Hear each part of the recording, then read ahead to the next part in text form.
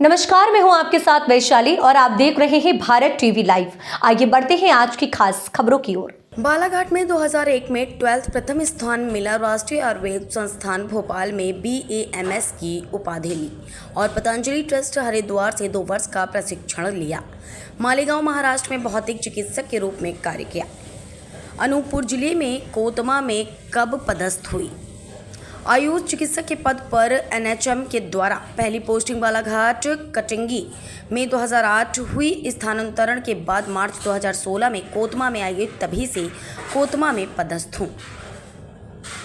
आयुष विभाग की थीम के अनुसार हमें एक ही छत के नीचे आयुर्वेद, एलोपैथी, होम्योपैथी सभी को समाहित करके अपनी जनता की मदद करना है। आयुष विभाग में जनता को फ्री में औषधियाँ भी उपलब्ध कराई जाती हैं। लोगों का आयुर्वेद की तरफ रुझान। प्रतिदिन 100 से 120 मरीज मेरे यहाँ से दवाई लेते हैं और ठीक होते हैं। वर्तमान में कोतमा स्वास्थ्य केंद्र में मैं प्रतिदिन लोगों को फ्री दवाई वितरित करती हूँ और लोग उन दवाइयों से ठीक हो रहे हैं। लोगों को आयुर्वेद की ओर विश्वास बढ़ा है। पहले 2-4 लोग ही आयुर्वेद की दवाई लेते थे। वर्तमान में मेरे पास 100 से 120 पेशेंट प्रतिदिन मैं अटेंड करती हूँ, जिनको ज़रूरत के अनुसार दवाइयाँ देकर संतुष्ट करती हूँ और लोग उन दवाओं से ठीक हो रहे हैं। लोगों का वर्तमान में आयुर्वेद की तरफ ज़्यादा आकर्षण हुआ है। इसका कारण है कि आयुर्वेद कोई भी बीमारी को जड़ से ठीक करता है। उसमें समय तो लगता है, पर आयुर्वेद के कोई साइड इफ़ेक्ट नहीं है। यह लोग जान गए हैं कि आयुर्वेद में घी अच्छी दवाइयाँ होती हैं। लोगों को यह संदेश है कि अपने शरीर का ध्यान रखें और वर्तमान में मौसम परिवर्तन होने के कारण अधिक सावधानी बरतें। जी, आप सभी को मेरा नमस्कार। मैडम, आपने कहाँ अपनी पढ़ाई पूरी की, उसके बारे में थोड़ी सी जानकारी देंगे?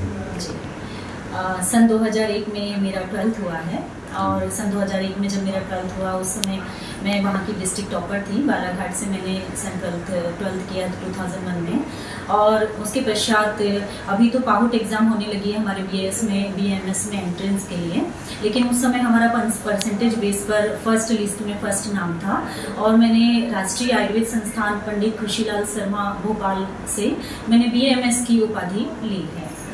जी, उसके पश्चात मैंने पतंजलि ट्रस्ट हरिद्वार से 2 साल का प्रशिक्षण लिया है, जिसमें हमने योगा और आयुर्वेदा में प्रशिक्षण प्राप्त किया और मालेगांव जो महाराष्ट्र में है, मालेगांव डिस्ट्रिक्ट में मैंने कम से कम 2 साल एज ए आयुर्वेद फिजिशियन मैंने वहाँ पर वर्क किया है। जी मैडम, कोतमा में कब से अपन पदस्थ हैं और नियुक्ति आपकी कोतमा में हुई थी या अनूपपुर में हुई थी? जी, एक्चुअली देखिए, हमारा जो आयुष चिकित्सक हमारा जो पद है वो आयुष मेडिकल ऑफिसर है और NHM मतलब नेशनल हेल्थ मिशन के द्वारा हमारा पोस्टिंग हुआ है और यह पोस्टिंग हमारी 2008 में मतलब इसका पोस्टिंग निकला था, जिसमें सबसे पहले मेरा नेटिव प्लेस चूँकि बालाघाट है, तो मेरा नेटिव प्लेस बालाघाट होने की वजह से मेरा पहला पोस्टिंग जो था डिस्ट्रिक्ट बालाघाट में कटंगी सामुदायिक स्वास्थ्य केंद्र में मेरा पहला पोस्टिंग था और स्थानांतरण के पश्चात मैं सन 2016 मार्च 2016 में मैं अपने कोतमा में आई हूँ और तब से पूरे मन से अपनी कोतमा की जनता को सेवा लाभ पहुँचा रही हूँ, स्वास्थ्य चिकित्सा लाभ दे रही हूँ। मैडम, आयुष मंत्रालय द्वारा या आयुष विभाग द्वारा जी आपको क्या क्या सुविधाएं प्रदान की जाती हैं? देखिए, सबसे पहले तो हमें ये समझना होगा कि व्हाट इज आयुष, आयुष विभाग क्या है। तो आयुष विभाग की एक थीम है कि एक ही छत के नीचे हम आयुर्वेद, होम्योपैथी, एलोपैथी और सभी जितनी भी हमारी चिकित्सा विधाएं होती है उन सब विधाओं को हम समाहित करके हम अपनी जनता को ज़्यादा से ज़्यादा लाभ दे सकें।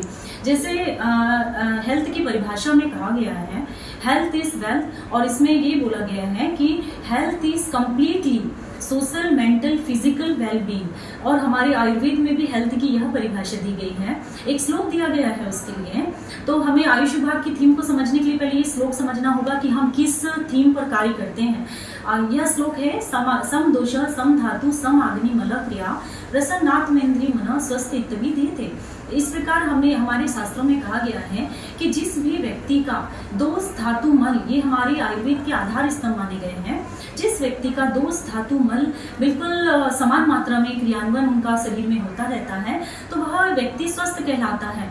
और इसके अलावा उन्होंने लास्ट श्लोक में बोला था प्रसन्नात्मेन्द्रिय मनः, प्रसन्नात्मेंद्रिय मतलब व्यक्ति को जिस कार्य को करने से बहुत ज़्यादा मन में प्रसन्नता होती है, खुशी मिलती है और कार्य एनर्जी उसकी बढ़ती है, वह जो है वह उसका स्वास्थ्य का परिभाषा तब कंप्लीट होता है जब व्यक्ति फिजिकली और मेंटली दोनों तरीके से वह स्वस्थ होता है। तो इसमें आपने पूछा कि स्वास्थ्य विभाग में आयुष विभाग की तरफ से क्या क्या सुविधाएं मिली है।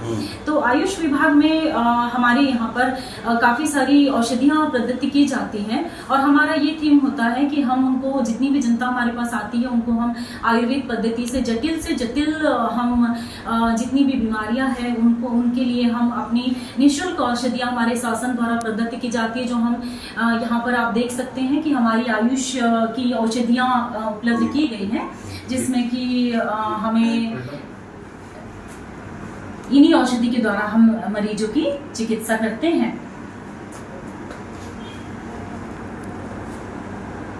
इसके अलावा